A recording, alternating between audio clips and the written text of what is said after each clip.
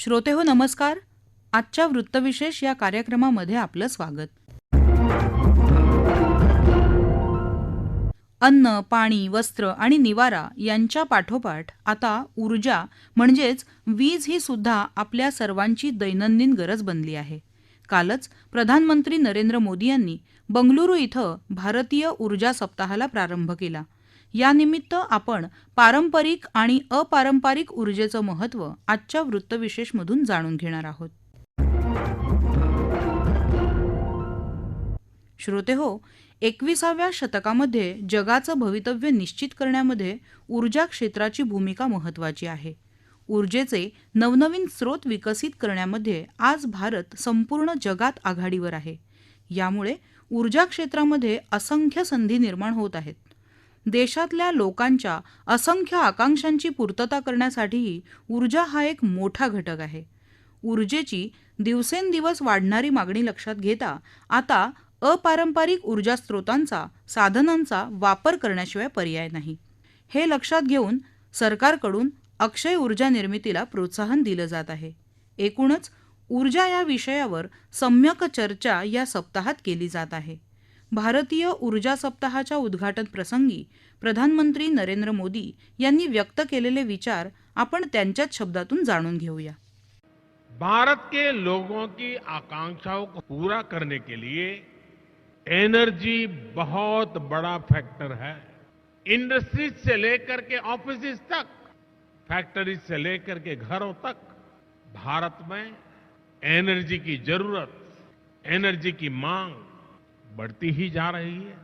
भारत में जिस तेजी से विकास हो रहा है, बायो एनर्जी के क्षेत्र में भी हम तेजी से आगे बढ़ रहे हैं. पिछले साल अगस्त में हमने एशिया की पहली 2G इथेनॉल बायो रिफाइनरी की स्थापना की. हमारी तैयारी इस तरह के 12 कॉमर्शियल 2G इथेनॉल प्लांट्स बनाने की है. सस्टेनेबल एविएशन फ्यूल और रिन्यूएबल डीजल की कॉमर्शियल उपयोगिता की दिशा में भी हमारे प्रयास जारी है. इस साल के बजट में हमने गोवर्धन योजना के तहत 500 नए वेस्ट टू वेल्थ प्लांट्स बनाने का ऐलान किया है. इसमें 200 कॉम्प्रेस्ड बायोगैस प्लांट्स और 300 कम्युनिटी या क्लस्टर बेस्ड प्लांट्स शामिल है. इसमें भी आप सभी के लिए हजारों करोड़ रुपए के इन्वेस्टमेंट के रास्ते बनने वाले हैं. साथियों, एक और सेक्टर जिसमें भारत विश्व में लीड ले रहा है वो है ग्रीन हाइड्रोजन का. नेशनल ग्रीन हाइड्रोजन मिशन 21वीं सदी के भारत को नई दिशा देगा. इस दशक के अंत तक हम 5 MMTPA ग्रीन हाइड्रोजन के प्रोडक्शन का लक्ष्य लेकर चल रहे हैं. इसमें भी 8 लाख करोड़ रुपए से अधिक के इन्वेस्टमेंट की संभावनाएं हैं. भारत अगले 5 वर्षों में ग्रे हाइड्रोजन को रिप्लेस करते हुए ग्रीन हाइड्रोजन का हिस्सा 25% तक बढ़ाएगा. ये भी आपके लिए बहुत बड़ा अवसर होगा. फ्रेंड्स, एक और महत्वपूर्ण विषय ईवीएस की बैटरी कॉस्ट का भी है. आज इलेक्ट्रिक व्हीकल में बैटरी की कॉस्ट 40 से 50% तक होती है. इसलिए इस दिशा में हमने 50 गीगावाट आवर्स की एडवांस केमिस्ट्री सेल बनाने के लिए 18,000 करोड़ रुपए से ज्यादा की पीएलआई स्कीम शुरू की है. देश में बैटरी मैन्युफैक्चरिंग फैसिलिटीज स्थापित करने के लिए एक अच्छा अवसर है. फ्रेंड्स, भारत में बन रही निवेश की इन संभावनाओं को हमने एक सप्ताह पहले आए बजट में और मजबूत किया है. बजट में renewable energy, energy efficiency, sustainable transportation और ग्रीन टेक्नोलॉजीज को और एनकरेज किया गया है. श्रोतेहो, ऊर्जा निर्मितीची विविध अपारंपरिक साधनं आहेत. त्यांचा वापर वाढवण्यासाठी देशात अनेक आघाड्यांवर काम सुरू आहे. सध्या सुरू असलेल्या भारतीय ऊर्जा सप्ताहानिमित्त याची माहिती सर्व लोकांपर्यंत पोहोचवण्याची आज गरज आहे. कारण सर्वांनाच ऊर्जेविषयी आपली नेमकी काय जबाबदारी आहे हे लक्षात आलं पाहिजे. सरकार पातळीवर ऊर्जा निर्मिती, वितरण यासाठी विविध कामे पार पाडली जातात. प्रत्येक नागरिकाची जबाबदारी ऊर्जेच्या वापराविषयी आहे. याविषयी अधिक माहिती देत आहेत ऊर्जाविषयक अभ्यासक अभय यावलकर. भारतासारख्या समृद्ध देशामध्ये गरीब जनता वावरते असं म्हटलं जातं आणि त्यानुसार खरोखर भारतामध्ये इतकी नैसर्गिक साधन संपत्ती लाभलेली आहे की जिचा उपयोग जर आपण आपल्या संपूर्ण संसाधनांमध्ये जर करून घेतला तर आपल्याला कुठल्याही प्रकारच्या ऊर्जेची कमतरता भासणार नाही. आणि म्हणूनच माननीय मोदी साहेबांच्या हस्ते काल या परिषदेचं उद्घाटन बेंगलोर येथे झालेलं आहे.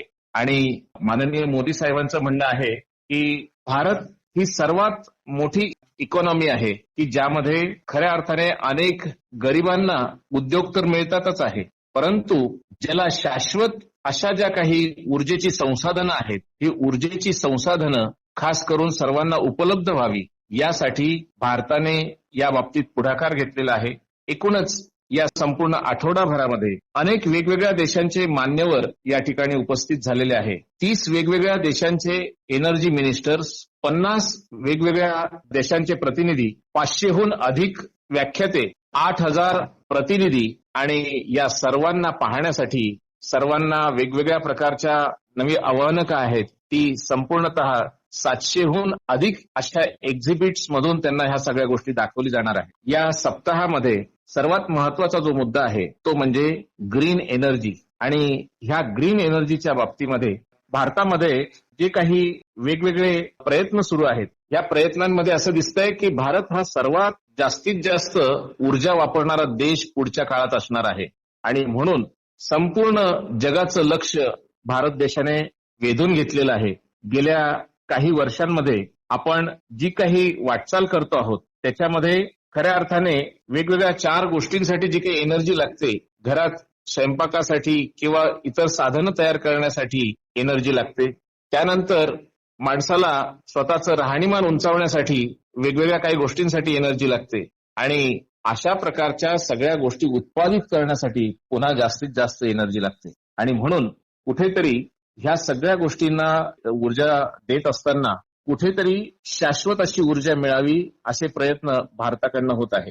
विशेषतः स्वयंपाकाचा गॅस, बायोगॅस जो आहे हा बायोगॅस कॉम्प्रेस करता येईल का, किंवा जे काही बायो इतर फ्युएल्स आहेत ते फ्युएल सर्वसामान्यांपर्यंत पोहोचवता येतील का, असे काही प्रयत्न या माध्यमातून चाललेले आहेत. विशेषतः स्वयंपाकासाठी लागणारे जे काही इंधनं आहेत ही हळूहळू संपुष्टात येऊ लागलेली आहे आणि त्यामुळे असं दिसतंय की पुढच्या काळामध्ये सौर ऊर्जा हा एकमेव पर्याय असणार आहे. कालच माननीय पंतप्रधानांनी नव्या एका सोलर कुकरचं उद्घाटन केलेलं आहे की जो सोलर कुकर घरातल्या घरात आपल्याला वापरता येऊ शकेल. यानंतर सर्वात महत्वाचं म्हणजे गाड्यांसाठी लागणारं इंधन, पेट्रोल, डिझेल हे देखील पुढच्या काळात संपुष्टात येणार आहेत.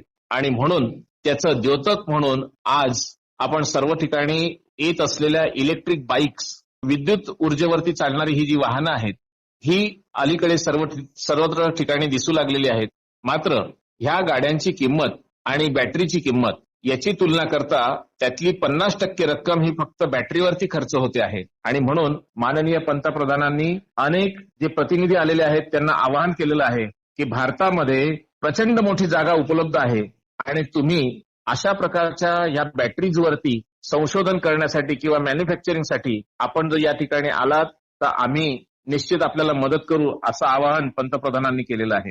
मानवी आयुष्यामध्ये ऊर्जा हा अतिशय महत्वाचा घटक आहे ज्याच्यामध्ये अन्न, वस्त्र, निवारा या सगळ्या तिघही गोष्टी संपूर्णतः ऊर्जेच्या संसाधनांवरती अवलंबून आहे.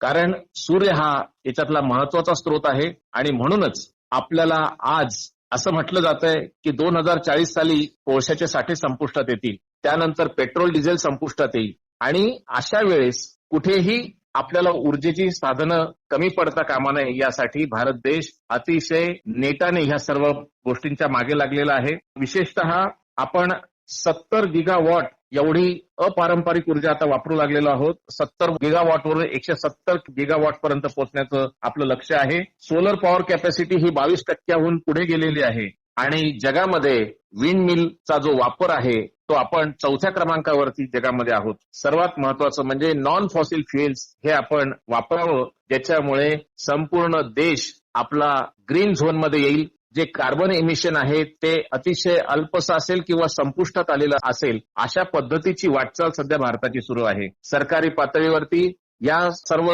उद्योगांना, इंडस्ट्रीजला लागणारं जे काही पोटेन्शियल आहे, कर्ज आहे, जागा आहे, यासाठी सरकारी पातळीवरती मदत केली जाणार आहे. स्टार्टअपच्या माध्यमातून अनेक उद्योग याच्यातून पुढे येतील. भारतामध्ये जास्तीत जास्त उद्योग विकसित व्हावे या दृष्टीने खऱ्या अर्थाने एनर्जी परिषद ही जी काही आहे, इंडिया एनर्जी वीक हा जो काही सप्ताह साजरा केला जातोय, हा केवळ त्याच्यासाठी आहे.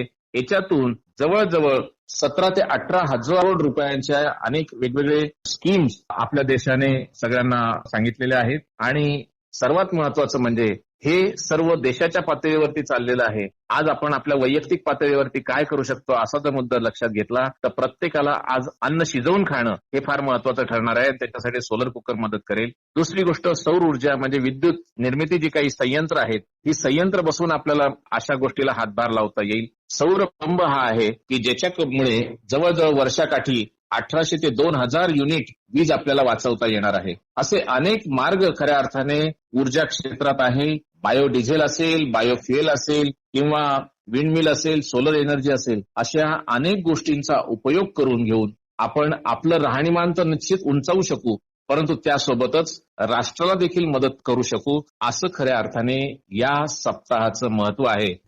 श्रोते हो, ऊर्जा संक्रमणासंदर्भात आज भारतात सुरू असलेली लोकचळवळ हा अभ्यासाचा विषय आहे.